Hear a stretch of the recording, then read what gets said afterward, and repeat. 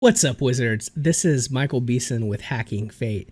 I wanted to take the opportunity to slip into this video before it really got started, because when Chris and I initially had the conversations that would become this series of videos, we didn't really have a name for it. So we wanted to come up with something that was a bit snappy and really kind of worked and described what this was. Well, Chris pointed out that aphorism derives from the Greek, which means horizon, and recommended that we call this series Across the Horizon, Astrological Wisdom and the 100 Aphorisms Attributed to Ptolemy. It's a little bit long for a title card, but I will totally try to make it work. In the meantime, if you haven't already, please go ahead and give this video a like and subscribe to the channel. If you're watching it on Renaissance Astrology, hop over to Hacking Fate and do the same. And if you're watching on Hacking Fate, hop over and do the same for Renaissance Astrology. We both have similar content, but there's enough difference there to keep you guys entertained and informed.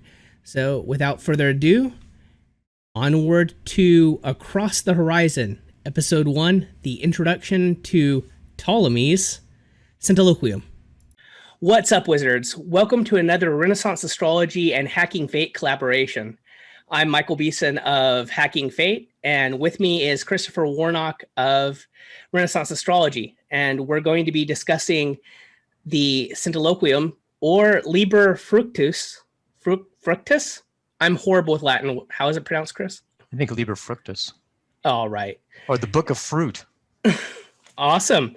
And that is 100 aphorisms that are attributed to Ptolemy, though Ptolemy himself did not write them. So this is the introduction. We'll be going over this, and then we'll be going over each of these and discussing them, because I am way too anal to group these into any cohesive groups. So this is going to be quite a long haul for us. Yeah, we won't be doing it all in this video. Oh gosh, no. This is just the intro.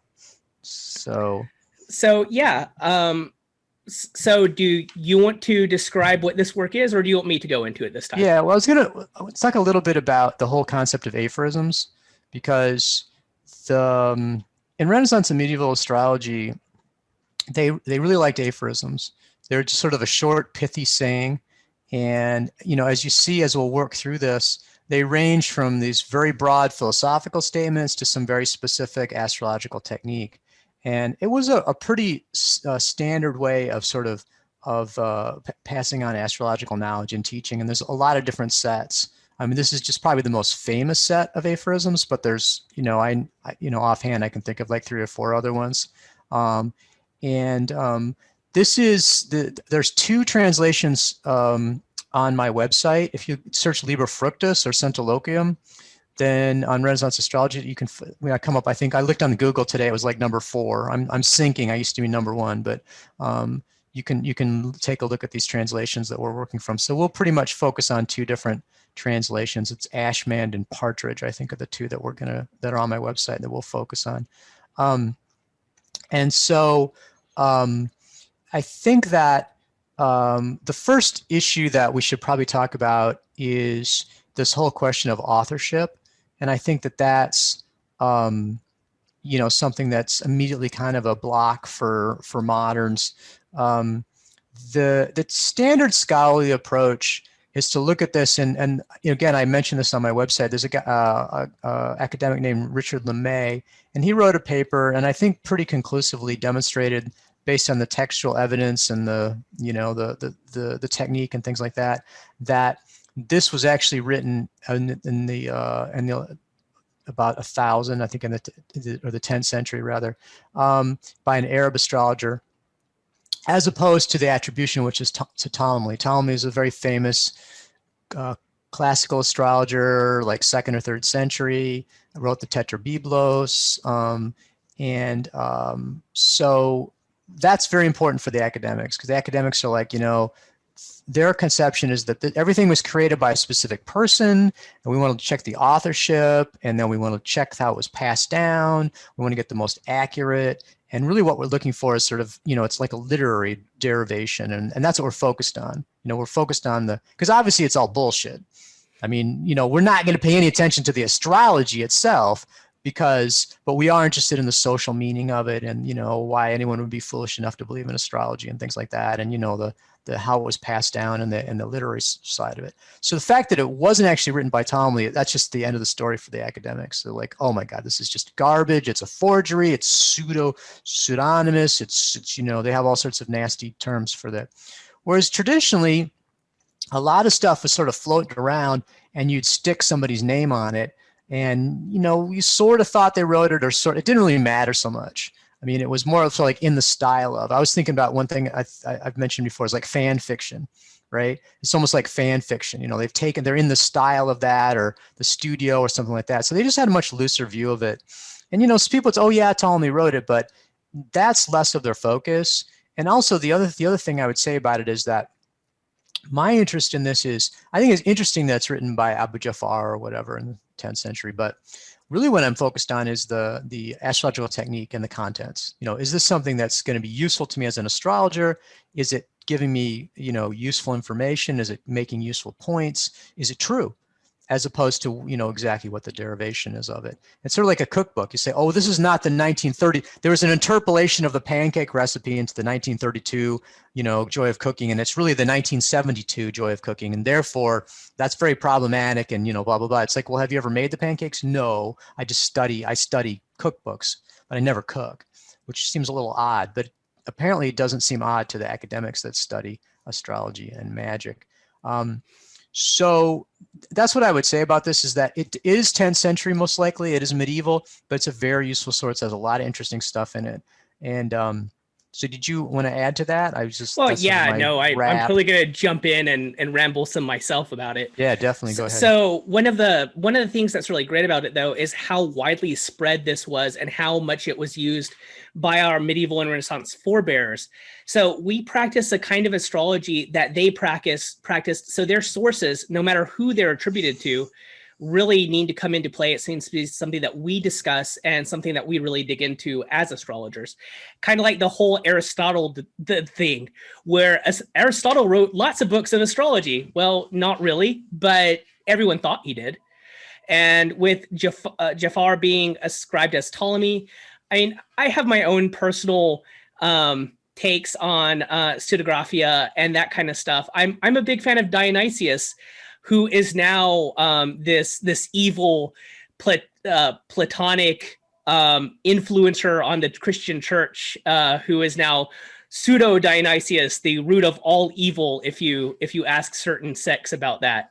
So I definitely want to jump into this because it's something that was used and it's full of useful information, no matter who wrote it.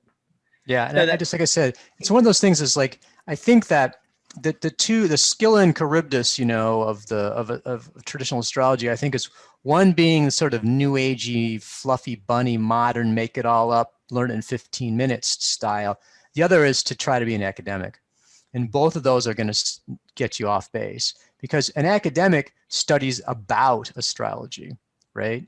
And officially they don't think it works. So you're really not going to learn a lot of useful practical information about being an astrologer from an academic. Now, it's useful to understand the historical context. It's useful not to be credulous about things.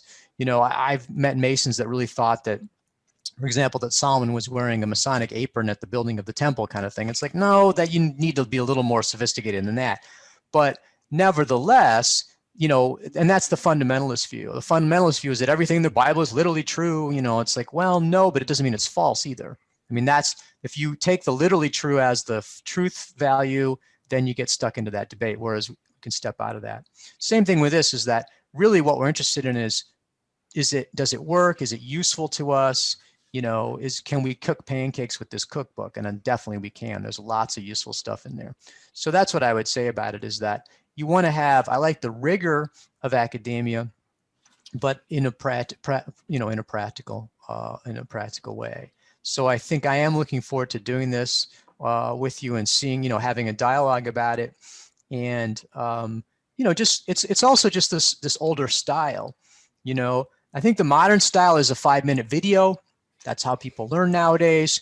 They use aphorisms. So it's just interesting to kind of key into the different styles of learning and and teaching that were used in the medieval and Renaissance astrology. Well, the other really interesting part about using aphorisms is there's a woodcut which I will totally post in the video at some point. And it is, I believe it's called Distilling Antidote to Wisdom, where it has this alchemist sitting there distilling pages of books in the library into wisdom. But one of the things that's really cool about the aphorisms is they're usually fairly specific, and you have to think about them and then you apply them to all kinds of places. So it really is kind of this spirit flavor of knowledge, which is universal and which has many applications, but you have to get to the core of the aphorism in order to do that. Now, some of them are just setting a foundation, but a lot of them, when you get into the technical details of them, they're teaching you principles that you need to apply in many different ways in many different places, but they require that you be smart enough to figure it out yourself. They do not hold your hand with this stuff. And I kind of like that because it becomes a challenge and a puzzle. And I think that for a lot of us who dive into the occult, we're really looking for that. We talk about things like blinds being all over grimoires where, oh, well, that's a blind to mislead you. Well, with this, it's really a puzzle challenging you to understand it.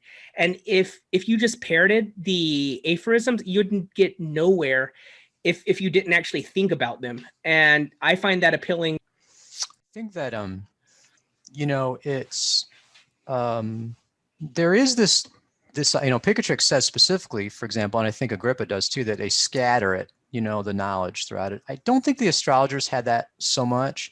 I think that what's difficult about this typically is that you need, people are coming from a modern worldview, and so they don't have an understanding. They don't think like a Renaissance astrologer. They don't have the philosophical or unconscious background, and then they don't have the knowledge.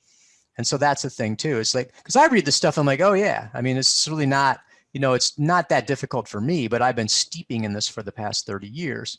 So I think that what's difficult about it is that, it's just a new way of thinking and a lot of difficult information. And so I don't think that the aphorisms were deliberately, hard to understand. I think they were as clear as they could get. It's just that it's hard for us to understand it, without the background.